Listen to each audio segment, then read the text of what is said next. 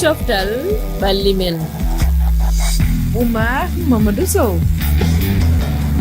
tedduɓe heeɗiɓe RFI fulfulde daadi duniyaaru ha e yeɓoɓe men e ayawaji men kamen miijaji meɗen rendo on calminama on juurama on bismama e yewtere meɗen coftal ɓalli men. on paami son jiya yawo ngo paamon tigui en jalti dakorde meɗen RFI fulfulde kono gonɗen ko ɗo e gare mbo Dakar e ndeɗo yewtere nde ganduɗa ko ɗo pilɗen nde tawi noon sababu oɗon gandi koko yewti e ɗi pijirloji tawi ko sukaɓe ni wiye joji baɗoɗe hitande 2026 ɗo e Dakar lamorde leydi Sénégal tawi no laato gulet e nder dongre Afrique. sababu noon ko eɗen gandi ndeƴo ñalande aljumare hande 31 lewru ndu ganduɗa ko sappo ɓuru ko hande waɗi balɗe 365 ko ɗum heddi mbiyen e pijirloji ɗi ina puɗɗo. ɗum saabi min pila noon yewtere nde e aljumare nde gam oɗon keɗode hande e ndeɗon ñalande aletare. ko ɗum saabi min jewtide hen e hoɓɓe meɗen no kala yontere oɗon gandi eɗen go yadude e mo ganduɗa ko Harouna Déme. Harouna Déme denɗi mi salminima. Oumar mboɗo salmini kala hettiɓe en. sikki ala en mbawa haalde e joji taw en kaldani eɓe ganduɗa ko joguiɓe juɓɓudi ndi hande gote mabɓe mo bismiɗen ko Mohamed Karamoko Balde. mi salminima Mohamed. mi salminima aussi Omar jarama. ko noon nonni on jarama yarde notade yewtere men nde jonjoni en gartat e yajnade e yewtere meɗen. calminama tedduɓe horejo Sénégal Bassirou Diomaye Faye mo ganduɗa ko kay tigui tawtora e ñande aljumare nde ndeɗo ñalande hande nde pilde ndeɗo yewtere toon to Grand Théâtre Doudou Ndiaye Coumba Rose o tawtorama ko ganduɗa hollurde natal ngal ganduɗa ko kañum sembinta ɗiɗo pijirloji. kala ɗo pijirloji ɗi dillete ha tengti e hebaru ndu fo ngal ɗo natal yiyete hen ɗum noon ina wiye francinkore mascotte. kono kadi kanko horejo leydi ndi e sande o ƴetti konngol toon to Grand Théâtre o arti e fayida gonɗo e ɗiɗo pijirloji joji ɗi o wi ko Afrique fo rendiɗi. en keɗoto horejo leydi ndi Bassirou Diomaye Diakhar Faye garten e yewtere nde. En accueillant pour la première fois en terre africaine les e jaɓɓade go'oɓol Jeux olympiques sukaɓe waɗe Afrique e hitande ujunnaje ɗiɗi e noga e jeegom mo warore nde ɗo Dakar. leydi men ndi ana woni e windude tariki mum poynuɗo e banggal coftal ɓalli e fina tawa. Sénégal ana jogui pellital waɗude bawɗe mum faaɗi fijoji jottine e jaam. ɗum yo golleji ɓurɓe fof fo ardinede e banggal laamu e ko heɗadu sanne e leyrunde Afrique nde fof. ɗum saabi ngol konngol Afrique jaɓɓi jonnon Sénégal fijete. Sénégal ana andi ɗaminare nde runde Afrique nde jogui e yidde hollude bawɗe mum e addunaru ndu fof. ɗi fijoji jawtan tan e daɗodira hakkude sukaɓe e banggal coftal ɓalli ɗi laatoto kolloji Afrique ana dari ana jogui hoolare e sukaɓe mum e pellital feccodirde pine mum e kedde addunaru ndu ko ñeyrete e coftal ɓalli jaam e jokkodiral en ɗam. en keɗimo horejo Sénégal Bassirou Diomaye Diakhar Faye ɗiɗo konngol ɗiɗi o yekkiɗi. Mohamed Karamoko Balde nani ne ñalawmare hande nde no mbirumi nani ni horejo leydi ndi o lullini natal ngal ɗum wiyete mascotte. en jii ko annammo cukalel annammo mbarodi ko natal leydi Sénégal waɗa ina jala ina wondi e weltare holko wawi jangguede e ngal ɗo natal ngal ganduɗa suɓama laatoto ngal cembinowal ɗiɗo pijirloji joji. ko mbiren ko weltare pour Sénégal, weltare pour Afrique, weltare pour aduna fof. Parce que hande en di président de la République holliri weltare muɗum par rapport e comité d'organisation et semgo surtout communication mais aussi par rapport hande e implication population et par rapport e ɗi Jeux olympiques surtout aussi hande ko journée mo gandanta ko journée weltare tigui surtout par rapport e compte à rebours foraɗo waɗede lancé hande woni un jour J moins 365 jours. e joni natal ngal jiiɗen ngal eɗen gandi ko dattodiral waɗino sukaɓe hewɓe gaddi nati woodi ngal ɗo suuɓa holko woni mbaadi ko wawi jangguede ngal ɗo natal ngal comité o suuɓi. hande enen mbawi hen janggude ko heewi par ce que enen foof en ndi ko ndi mbaɗi ndi choisir mbaɗi ndi noon waɗaka choisir ni tan par ce que ko concours waɗa lancé et aussi waɗa impliqué tous les parties prenantes, à savoir le au ministère de l'éducation. Hande en di cukaale kewɗe mbaɗama impliqué ɗum pour montrer encore une fois woni président ko wiyanno ko impliquer tout le monde par rapport à ces JOJ. Yo Aroune anni a yi natal ngal won finnindo ngal jogui won ko ngal janguinte ngal ɗo natal ngal ganduɗa subamo wondi mascotte ɗiɗo JOJ ji. eyyi ɓe jetti ko mbarodi woni to leydi Sénégal ho mbiten kañum pollirta enen wonde leydi Sénégal kañum ɓe ƴettinoɓe tafiri ɗum ni ko cukalel janngowo école no woni CM kañum desini ɗum mana mbaadi ɗi kañum darni ɗum ƴetta yaltinama hande hollirama boto sikki inde nde waɗa hen nde ni no wayno bismade ni woni haayo sa wi haayo ham fof nan nder so neɗɗo darima damal galle ma wi ɗum haayo woni a bismimo ɗum no moƴƴi wondude e mbaadi jomum welti ko mbarode belti weltare hewne waɗi hen an mbarode beltini ɓuri mbarode ñañude jaroni welta heɓar ko reto kono hande sade en beltima en gaddi mbarodi en mbi kala ko miro Afrique aduna to mbawɗa wonde foof e leydel aduna foof gon bisimimo no gaare Sénégal min mbiyon ha yo woni wonde no hollira wonde aadaji men e cosaan men rewno foof hande hoɗum nden darte darni min hoɗum jiimi hen saabu wona hono e mbawno ƴettude goɗɗum ha wayani kono ɓe kolliri wona haadani Sénégal tan aduna foof jeeyi sa ƴetti ha yo eɓe mbima e demde kotte e leyɗele aduna foof wiita e Sénégal pulaar o ko noon wiite Yoruba to Nigéria sa ƴetti mbarodi ndi sa ƴetti Swahili kam mbarodi ndi addi ha yo ɗum noon no hollirata heewi e nder wonde aada wonti sport o woni coftal ballingal ɓe mbaddi ɗum e aada e culture sa wawi wiide noon ɓe ndendinti dib mbaɗi goto ɗum noon hono yonne ko noon ɗum noon watti koko miija miccinda wona tan suɓira hono ni kono kay ko golle paadinde waɗa ɗon Mohamed koye ma paturi onon koye kojoj woni nguɗo goomu suɓago halfina juɓɓudi ɗiɗo pijirloji nani mi wi haaju dañama on dañi haaju nde tawno a haali ɗum nani compte à rebours o fuɗɗima e aljumare hannde nde en jii marque ɗe puɗɗima woni ɗeɗo balɗe ɗi kalnomi nani hitande nde hanti ñande kala wonata koye ustade yo Allah rokku en tawede tawi kadi eɗen tali ɗum ɗon kono ɗo e nder wonko heewi ko ganduɗa ina faadi on e fannuji kewɗi noon komi namdinomoma hannde holko woni golleji moɗon ɓurɗi tidde onon to batte juɓɓudi ndi organisation ko ɓuri hannde wonde e ɓerɗe moɗon ha pitirloji ɗi ndew lawol ko mbita hande comme no jiiruɗon ni comité organisation ɗinin wakkilo e ko gandanta pour finalise gol ɗi infrastructure ji hande poɗɗi wadde accueillir ɗi jeux olympique ji en jii aussi le président de la république wi jang le 2 inchallah boy had wadde o visite pour largol horo ɗi ɗumantinde horo ɗi infrastructure ji tolni en terme d'avancement et aujourd'hui mina wawi wiide comité olympique o i waɗa suivi de près ça et que hande au comité d'organisation des jeux olympiques ɗamini ɗum koye laaɓi yimɓeɓe piw ko au plus tard le 31 wadde pijirloji ɗi wona tan mataw e Dakar mataw ko Dakar wona Mbour en e ha e Diamniadio ko koyeɗen ɓuuri pijirloji ɗi jaɓote ha en jii ɗo ko 3 ville mbaɗa choisir woni Dakar Saly e Diamniadio choix ji ɗi noon enen gandi enen foof Saly ko ville touristique Dakar aussi c'est ko woni capital o hande Diamniadio enen jii o wattu projet ji wona e mbaɗede dans le cadre au moins du développement et de la décentralisation woni hande capital o no waɗiri ɗumantini oɗin choix ji fof woni waɗi ha hande ha rendi ha ɗi woni choix Haroune o haali ko fate e nokkuji gonɗe fewnditeɗe en jii Dingri ko wayno to Iba Mar Diop to nini fewnde golleji ɗi nin jaari yeeso piscine olympique eɗen gandi kadi ko nokku mawɗo nde tawno gueɗe kewɗe no mbaɗe toon wona tan lumbam ɗam kono won gueɗe goɗɗe kadi gonɗe waddede hen ha joni e yiyandi maɗo golleji ɗi tolni ɗo e kadi balɗe keddiɗi ɗe yakarin jogaɗo on mboɗo sikkino joga saabu no yawri ni noɓe liggorto ko jiimi hen ni ɓooyanne fewi min yeehi to dingiral wiyetegal stade Iba Mar Diop ko jiimi guila raw ɗoɓe pudditi ligguey faade hannde ni no yawri ni no joga yakar ko noɓe mbiri ɗo e mois de mars leeli foof mais paade noon gasan sabu hoto ciftore hitande heddi e nder liggey keddiɗoɓe ndu hende do e lebbi joyi taw timmi lebbi joyi ha jeegom tawto fof timmi piscine olympique o ɓurmi yiide wonde mataw ne lelti seeɗa kono mboɗa jaggi tan sade wiyama ma parde foti parde de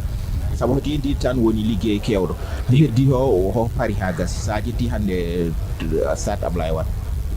to pettugol to watti e to jam ñaajo to pari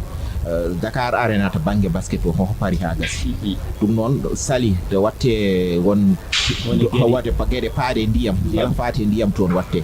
toon ne wona hono mahe hesti ko tribunal ji monte gadde tan fawe hoho pari ha gasi adde tan monte fawe so nden yonti nde sohli fawede ne tan addat nanna ɗum noon fof no hollira wonde yaari yeeso yahora hen fof nana wade saabu kabirde ɓe joguide e kalis ma namdi o fof eɓe jogui aɗa andi saɗa jogui kalis tan mboɗo sikki aɗa jogui wawɓe ligguey o a ardini ɗumen a woppi ɗumen poti dognirde no potiri wadde ni tan tampere watta hen woni haw heddi hen seeɗa woni Sénégal e hoore mum e Daharu so wiyama Daharu wiye jonnugol wuro ngo laamu ngu joni futti darade hen wiide yimɓe beddaji ɗi ñante limɓe dañeɗe ndewi e way noon en jii wonde on banggue ham tardement no waɗi hen saabu Sénégal en tidde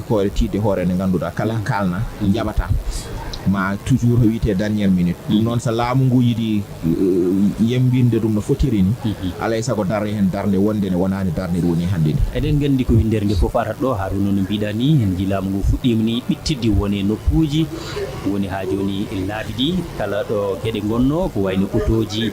goppaɗi ha e mbareji mbaɗaɗi ɗo hanani ɗum noon fof peeje mum ɓamama yakari moƴƴo yamo ɗo e lebbi tawa wuro ngo wayli e ngaral muɗum tawi ngo fuɗɗima ina wayna jogade mbadi ɓurdi yodde e mbadi ndi e jogui joni ndi Mohamed nani o haali ɗum namni ko doole eɗen gandi namni kadi ko cañodiral onon comité o oɗon jokkodiri hen e jagorgal ngal woni ministére taw tambiɗo alhaali o kono kadi oɗon jokkodiri hen e ko wayno pelle joguiɗi coftal ɓalli ko français wiyata organisation sportive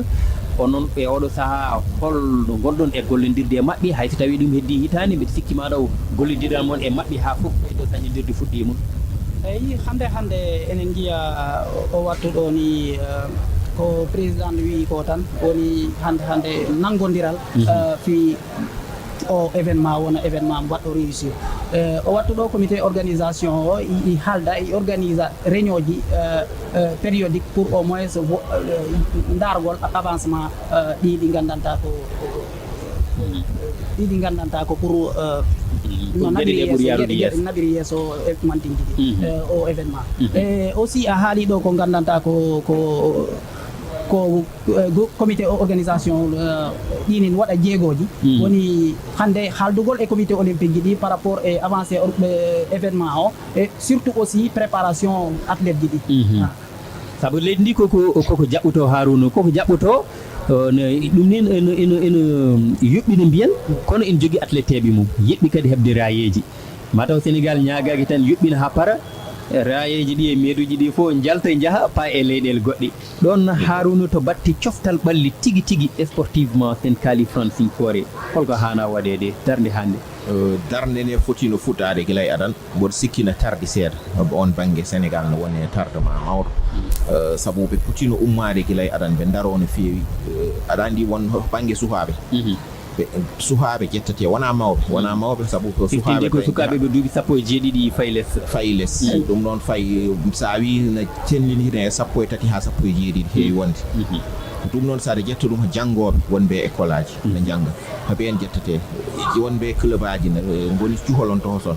won banggue discipline aji manam sa ƴetti ha wayno art martiaux en karaté en judo en taekwondo en ɗo en foof mboɗo sikki on banggue Sénégal no paari won ligguey liggateɗo e fédération joguiɗo ɗum ndi par ce que wona comité cojojo joguiɗo JO toppitto on banggue ɗum ko volet coftal ɓalli comité olympique mo Sénégal kañum jogui on banggue te caggal comité olympique o fédération ji liggodirto kañumen tottata yen liggo on banggue sa ƴetti e discipline aji collective ɗi hande wayno football ni hande walla basket par ce que basket tati watte wona basket joyo tati o watte basket à 3 ben won liggéeyma Sénégal woni liggade on tati tati yimbe tato bangi e basket ma ganda o équipe fof yimbe tato wat wadi serwat seedo jiidani e basket go wado on wadate e fijirde jeu kono on basket sa jetti wona o no Sénégal ko futtido wona taw duubi jo wala jeegom sabu honde Sénégal total JOJ nde be futti darade liggéade hen dum non won leedele kotte dadi en no mi sikkani e der heddido hitane ma waaw heptade dumen hay leedele gonde Afrique won hen jungodi hen no feewi bangeji hawayno pettugol bangol no football ni ara way ya horade bangeji hawayno dogdundu mi sikkani se Sénégal ma paron bangi sabu liggéado en karate di ma Sénégal no way dañde sabu sayi haboyan no feewi ma taw wal hedde lewru tawal semaine tat chagal bado taekwondo e Sénégal te ne jeeya e jeete di dañde duubi sappo e jeego dañi raaya aduna fof cuholel ngel don ma jeeye hen no wawi dañde médaille d'or e nder bone hebaru ko sayi won discipline aji ganduda o liggeeyu poddo liggade to no ligga sabu sa jetti noga se tati discipline olympique yete JOJ eyo dum non o sikki mo darde wonde no foti darede on bangi der hitande he ben jeew ham hay sino en kepta hi ardibe en be badindirore mabbe sen fannuji noga fe tati ko atleteɓe ujunnaji ɗiɗi e temedde jeeɗiɗo godi ɓe ganduɗa ko kodindiroɓe ɗum no weɓata Haruno hay tawi ko heewi e fannuji leydi ndi no hande on wadde tabande mawɗi tikki ala ɗo hitande ma peeje e gueɗe kewɗe tengtini hen ngam wawa wodde ko daña Mohamed koye ma duttotomi JOJ so yawti alhaali coftal ɓalli e juɓɓudi ndi ina heewi kaɓɓudi hen woni to batte liggueyaji ina heewi gollotoɓe hen wiiteɓe volontaire en ɓe ganduɗa ko yarlitiɓe kono ko ƴetteteɓe wodde ko dañi hen en jii no laamu ngu no haala hen onon hande ɗon ni so tawi yiɗɓe hen nadde walla wodo ko dañi ɓen volontaire en won waɗi koɗo rewrote walla ala koye holɗin fannuji jomumen natirta hen ha mbawa jeede e ɓeɗo tawteɓe mbiyen gollotoɓe hen eyi par rapport e volontaire ji ɗi min tigui haaldoɗo e maɗa min ko volontaire mi wonno avant wadde won intégré comité olympique o par ce que ko min iwɗo e académie nationale olympique mo gandanta non forba aussi des volontaires à travers les activités ɗiɓe woni wadde mené e ɗi JOJ aussi comme no jirɗa ni woodi plateforme ji gandanta ɗi mbaɗa mettre en place pour au moins que tous les Sénégalais que tous les jeunes africains ɓe mbawa hen wadde inscrire eyo ɗon noon mbiɗa andi yama taw hewɓe kadi ina gumano ɗum saaha to batti lollingol ngol wiye communication somo haali franfinkore guila e téléji ɗi ha e radio ji beele onon joguiɓe organisation oɗon mbaɗa hirjino ko pour yimɓeɓe ɓuura famde e ko nandi hen nde tawno Harouna haali ɗum joni heewi peut être que ganduɗa yimɓe ne jiɗɗum humpitade kono cuwa hen dañde kabaruji ne laaɓiri eyi comme no Harouna wi tan eno mbiruɗen depuis le départ ko golle ɗe gandanta weeɓani mais hande minen mbawi wadde garantir que comité o in wakkilo in golla aussi par ce que sa daari tan président o waɗi touché un point par rapport e o ko wiyete o ko wiire box woni brevet olympique o ɗi mo gandanta depuis plusieurs années ɓen mbaɗa ɗum en quelque sorte plusieurs mois autant pour moi ɓen mbaɗa ɗum au niveau des régions au niveau des aussi des communes et des villages pour au moins mbaɗa sensibiliser population par rapport au événement wonɗo e garde et je crois que hande sa daari hande sa daari sa laari jeune ji kewɗi ɗi gandanta ils sont informés par rapport au événement ɓen mbaɗa inscrire aussi par rapport ewa hewɓe tini alhaali o no woni yarude ni no mbirɗa Mohamed Karamoko o Balde Harouna hay so tawi mami ruttite Mohamed arte e nden ɗon toɓɓere eɗen gandi ko ɗum ko heewi fada saabu sa wi JOJ woni koɗki hébergement o woni ñamdu ndu ko ñamate ko woni kadi yaha garta transport ɗo toɓɓe tati ɗe ganduɗa kala ɗo juɓɓudi ngakki ko ɗum ɗon heewi ɗum ngakkinde cikɗande hol darde nde leydi Sénégal e kuuɓal hattingte kamɓe halfinaɓe ɗum ɓe darde nde ɓe kaani hen darade beele Sénégal hannde ina hebli ina wawani e ɗen noon toɓɓe tati e mboɗo sikki banggue jaɓɓade yimɓe hodnude ɗumen nde e ñamde way noon on banggue ala tampere no feewi saabu sa yi université Amadou Mokhtar Mbow gonɗo Diamniadio kañum wiya woni village olympique woni aroɓe sukaɓe aroɓe leydi toon kodata mboɗo sikki noon no foti fewniteede sabu wiyeno hono uddite hawra e JO so waɗi noon 2022 waɗaani hannde so a ruttima toon liggey no naamdi seeɗa pour yembine ɓuro yoɗɗe seeɗa yottindine fewnite suwa tawa naneede no haale walla no waɗe wawi taw koye nder balɗe garwoji mboɗo sikki hakkunde o e nden so hitaande jangde nde gasi hakkunde